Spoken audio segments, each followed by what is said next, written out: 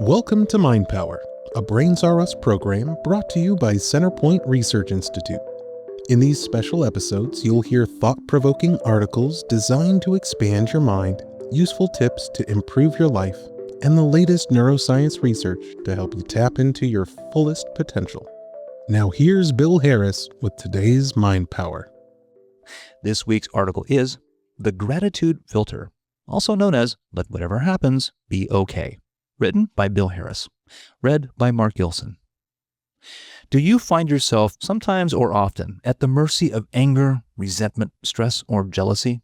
Let's be honest with ourselves and each other. Of course you do. Nearly everybody on earth has these feelings from time to time. But I'm here to tell you that you do not have to live at the mercy of your emotions.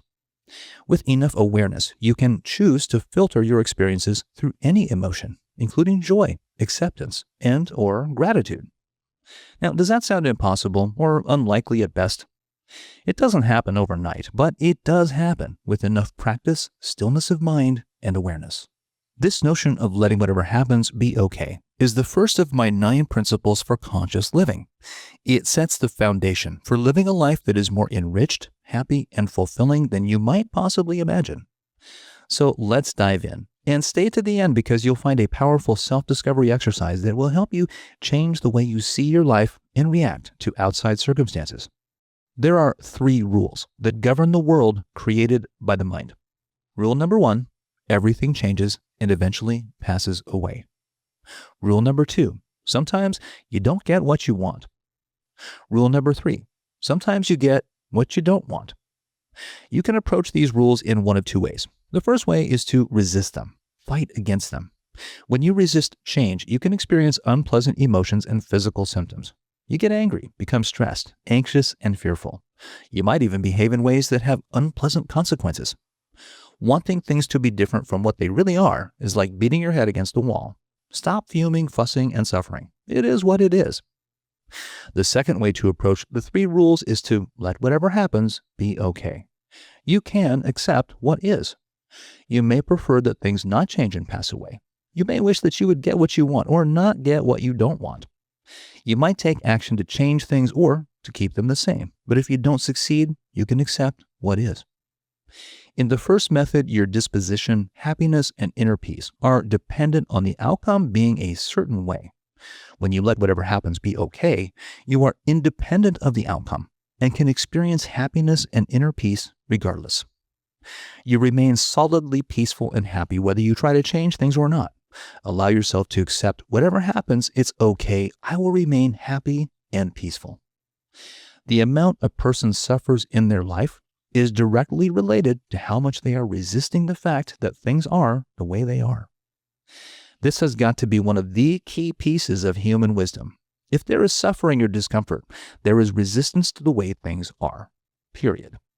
To master this principle, addictions or attachments to things being other than they are must be upgraded to preferences.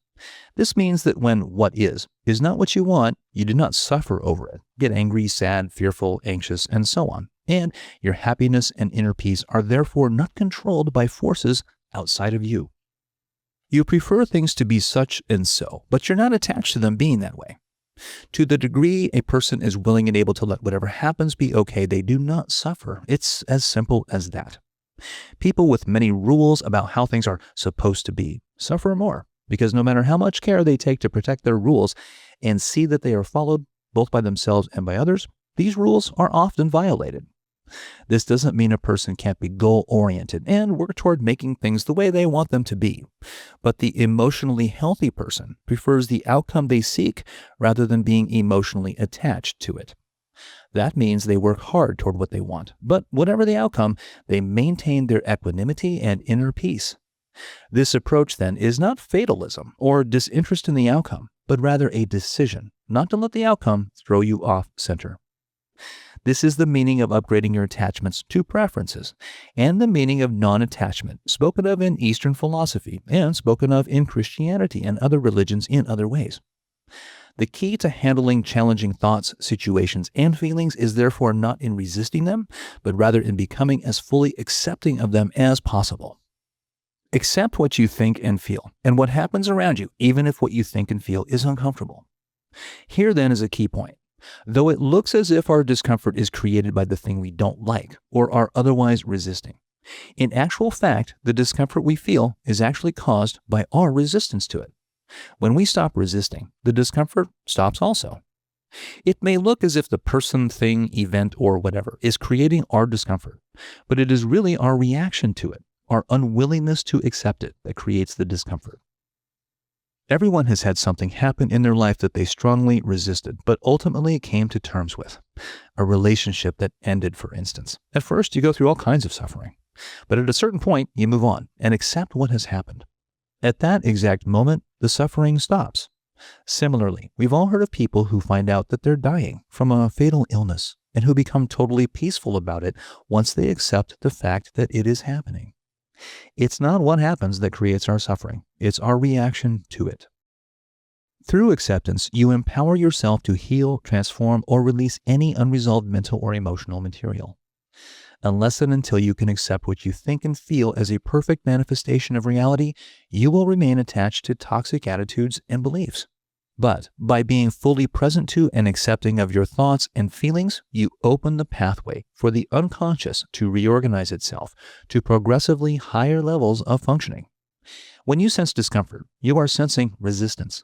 When you sense resistance, meet it with acceptance.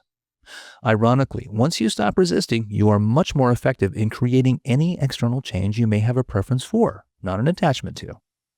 This all ends up being nothing but platitudes if you don't take some kind of definite step to put it into practice. One thing that helps, of course, is daily meditation, especially with HoloSync, which dramatically accelerates the meditation process. Stimulating the brain with HoloSync creates the kind of expanded awareness that makes it progressively easier to let whatever happens be okay. The second thing you can do is watch yourself with great curiosity as you resist. In other words, become more aware of the let whatever happens be okay principle, and practice being more aware of how and when you resist. Ironically, when you let whatever happens be okay, it's much more likely that you'll get what you want.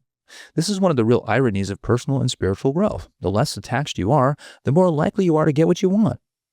The more you let whatever happens be okay, the more the universe lines up behind you to help you create whatever it is you're focused on creating. Now here's that self-discovery exercise I promised.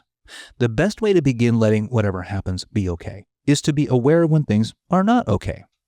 So part 1, revision.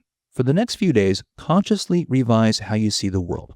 First, notice when you find yourself complaining, either mentally or out loud. Second, revise your thoughts by looking for what is positive about the object of your complaint. Ask yourself, what is okay about this situation? How could I make this situation okay? Part 2, resistance. Once a day, reflect on how you have resisted. First, review the past 24 hours and note the occasions you resisted. What did you not accept as okay? Second, note the consequences that result from your resistance. How did your body feel? What thoughts were you thinking? What pictures were you making inside?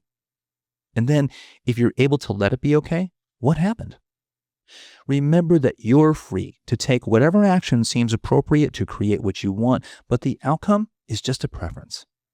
Thanks for listening. If you enjoyed this article, please like, subscribe, and share. Until next time, be well. This episode of Brains Are Us is brought to you by the Buy HoloSync app, the only official app for HoloSync.